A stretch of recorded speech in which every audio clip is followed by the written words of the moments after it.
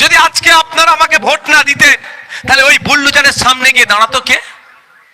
আপনারাই বলুন। কেউ দাঁড়াতো না। কোর্টে ছুটে যেতাম, কোর্টে ছুটে কেউ যাওয়ার থাকতো না।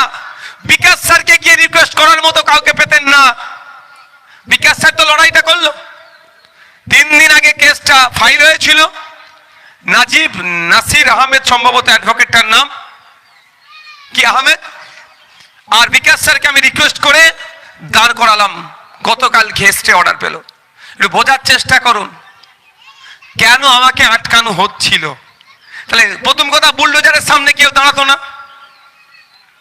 এতটাই আতঙ্কিত ছিল। কেউ, আমি যাওয়ার আগে বলছে, কেউ ভাইজান আশপাশে ঘাসেনি, কেউ এলাকায় ঘাসেনি, বার হয়নি, জোর বাড়িটা ভেঙে দিচ্ছে দেখি বা বারণ করি। আমি যাওয়ার পরে লোকজন বার হয়েছে। এটাই মমতা ব্যানার্জি। ও তো ভাবেনি যে আমি ক্ষমতাটা হাতছাড়া হয়ে যাবে। ভেবেছিল কি আবার দখল করবো, অন্যায় করবো, নওশাদ থাকবে না, সব লুটে ফুটে খাবো। হিতে বিপরীত হয়েছে। এক নওশাদকে সামলাতে গিয়ে পুরো সাম্রাজ্য বেহাল হয়ে গেছে, হাতছাড়া হয়েছে। তাই আপনাদের শুধু এই ঘটনা নয়, যে কোনো ধরনের অন্যায় হলে এটুকু মাথায় রাখবেন, ওই দমকালে আছে মোস্তাফিজুর রানাদা আর ভাঙড়ের বিধায়ক নওশাদ সিদ্দিকী, অন্য কেউ যাক আর নাই যাক, এরা দুজন সামনে চলে। সেটা হিন্দুর ওপরে হোক, মুসলমানের ওপরে হোক। একটা অর্ডার আছে, অর্ডারে বলা আছে যদি কারো ইললিগাল কনস্ট্রাকশন বাড়ি এই জন্য ভাঙাভাঙির কিছু থাকে, অ্যাটলিস্ট 15 দিন আগে তাকে নোটিশ করতে হবে।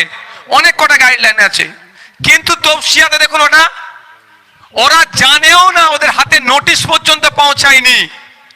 ওদের আত্মীয় স্বজন দেখছে যে বুলডোজার আসছে, এই বাড়িটা ভাঙবে বা ভাঙা শুরু হয়েছে।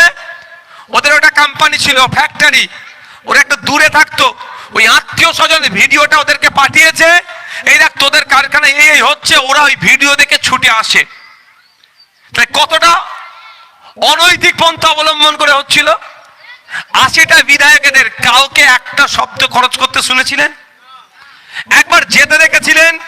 ওখানকার কাউন্সিলর তৃণমূলের, ওখানকার এমএলএ তৃণমূলের, ওখানকার এমপি তৃণমূলের, কিন্তু কেউ দাঁড়ায়নি। সেই তাদের সামনে দাঁড়ালো কে? ভাঙড়, যাকে জিতিয়ে বিধানসভার মধ্যে পাঠিয়েছে।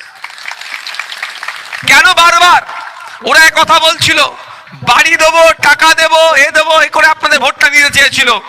ওরা জানে এক নওশাদ সিদ্দিকী ওদের 293টার উপরে ভারী পড়ে যাবে। তখন এখন কিন্তু এক নেই, আমরা এখন কটা হয়েছি? 2 হয়েছি। বাম আর আইএসএফ এখন 2 হয়েছে। মোস্তাফিজুর রানাদা দমকল থেকে আর ভাঙড় থেকে আপনাদের ভাইজান। বিধানসভায় আমরা বুঝে নেব, আপনারা নিশ্চিন্তে থাকবেন। মানুষের কথা বলবো, শিক্ষার কথা বলবো, স্বাস্থ্যের কথা বলবো, কর্মসংস্থান তৈরির কথা বলবো, সম্প্রীতির কথা বলবো, ঐক্যের কথা বলবো, হিংসা মুক্ত সমাজ গড়ার কথা বলবো। কে হিন্দু কে মুসলমান সেই জাস্টিফাই করার দায়িত্ব আমাদের নয়। হিন্দু আর মুসলমানটা খেতে পাচ্ছে কি পাচ্ছে না, তার জমিটা দখল হয়ে যাচ্ছে না, তো সেই লড়াইটা আমরা করব। তাই ওরা চেষ্টা করেছিল আমাকে হারানোর জন্য। দলিতের ওপরে হোক, আদিবাসীর, ব্যবসায়ীর ওপরে হোক, ছাত্রের ওপরে হোক, যুবকের ওপরে হোক, বা মহিলাদের ওপরে হোক, বা পুরুষের ওপরে, যে কোনো অনৈতিক কাজ হলে সামনের সারিতে বুক চিতিয়ে লড়াই হবে। ভাঙড়ের বিধায়ক আর দমকলের বিধায়ক থাকবে। বলুন, আজকে যদি নটোরিয়াস ক্রিমিনালটা এখান থেকে যেত মনে হয়? এই বলুন আপনারা, কেন হারাতে চেয়েছিল বুঝতে পারছেন? এবার কেন হারাতে চেয়েছিল বুঝে আসছে তো আপনাদের? আর আমি আপনাদের কি বলেছিলাম? তাই আপনাদের বলবো, আমি আবারও ধন্যবাদ জানাই।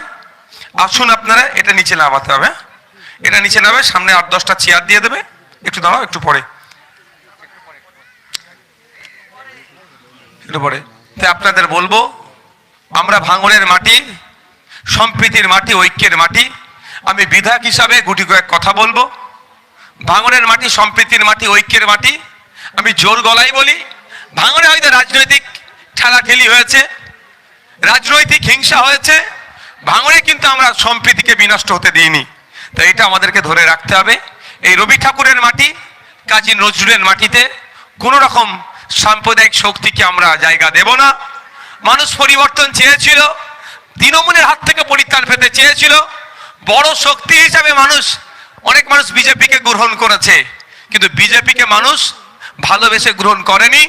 তৃণমূলের অত্যাচারের হাত থেকে বাঁচার জন্য, তৃণমূলের এই সিন্ডিকেট, তৃণমূলের এই তোলাবাজি, তৃণমূলের এই হিংসা, তৃণমূলের এই জমি কেড়ে নেওয়া, তৃণমূলের সব অনৈতিক কাজের হাত থেকে বাঁচার জন্য মানুষ বিজেপিকে ভোট দিয়ে ক্ষমতায় নিয়ে এসছে।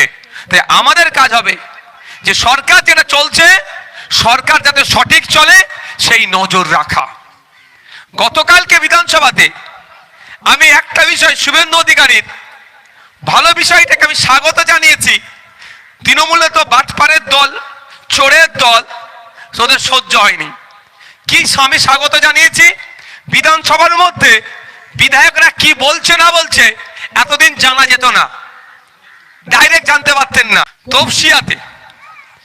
তপসিয়াতে গত পরশুদিন দেখেছেন, তপসিয়াতে গত 4 দিন আগে অভিযোগ ওটা থেকে ইললিগ্যাল কোন 2000 লোকের প্রোগ্রাম করতে পারতাম, কিন্তু আমিও কাজ করি না, কারণ এটা জনসংযোগ। এই বুথের এলাকার লোকের সাথেই কথা বলতে হবে। এলাকার লোকের চাওয়া পাওয়া থাকতে পারে। যদি 5000 লোকের, 2000 বা 500 লোকের প্রোগ্রাম করি, সবাই আমার কাছে এসে বলতে পারবে? এই বুথের লোকেরাই দেখবেন কি হবে, বলতে পারবেন, বা এই এলাকার লোকেরাই তাদের দাবি দাবা কি, অভাব অভিযোগ কি, তারা শোনাতে পারবে না, কারণ তোমাদের লোকের ভিড় থাকবে। ওই জন্য এটা রাজনৈতিক প্রোগ্রাম রাখিনি, এটা একদম রেখেছি কি প্রোগ্রাম, বিধায়কের প্রোগ্রাম। আর বিধায়ক এখন কোনো রাজনৈতিক দলের নির্দিষ্ট নয়, বিধায়ক কার, জনগণের, ভাঙড়ের। তাই ভাঙড়ের বিধায়ক ভাঙড়ের মানুষের দ্বারে এসেছে। ভাঙড়ের মানুষ, এই জায়গাটার নামটা কি, ব্যবতা পুরাতন পাড়ার কত নম্বর বুথ, 18-19 নম্বর বুথে এসেছি, 18 নম্বর বুথে এসেছি। আপনারা আপনাদের সমস্যার কথা আমাকে তুলে ধরতে পারেন, আমি সমাধান করব। পরিশেষে আবারও আপনাদেরকে একবার, যারা ভাঙড় বিধানসভার কমরেড আছেন, সিপিআইএম এর যারা নেতৃত্বরা আছেন, কর্মীরা আছেন, যারা আমাদেরকে সহযোগিতা করেছেন, তাদেরকে ধন্যবাদ জানাই। আইএসএফ এর অঞ্চল নেতৃত্ব, তাদেরকে ধন্যবাদ জানাই। সাথে সাথে ভাঙড়ের মানুষকে ধন্যবাদ জানাবো যে দ্বিতীয়বারের জন্য আমাকে আবার রাজ্যের, শুধু ভাঙড় নয়, রাজ্য স্তরে কোনো অন্যায় হলে লড়াই করার মতো জায়গা আপনারা করে দিয়েছেন, অর্থাৎ আইনসভার মধ্যে পাঠিয়েছেন। আপনারা যদি না পাঠাতেন, আপনারা বুঝুন তো, 80টা জায়গায় 81টা বিধায়ক হতো তৃণমূলের, তাই তো?